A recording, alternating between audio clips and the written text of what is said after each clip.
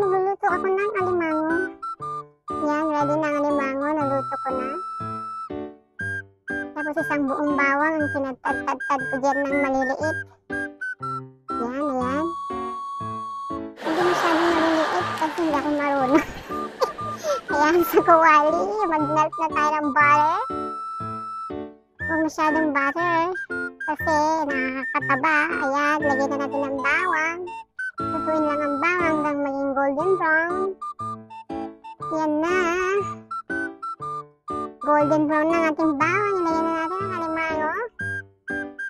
Yan. Napuluan lang natin. Luto-lutuin lang konti. Tapos, hanggang sa magganyan-ganyan ng kulay niya,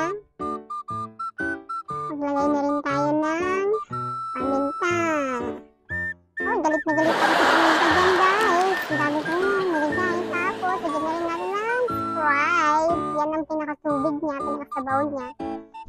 Pakuluan lang natin hanggang mag-dissolve ang sabaw. Ayan, luto na, guys. Pwede na. Let's go!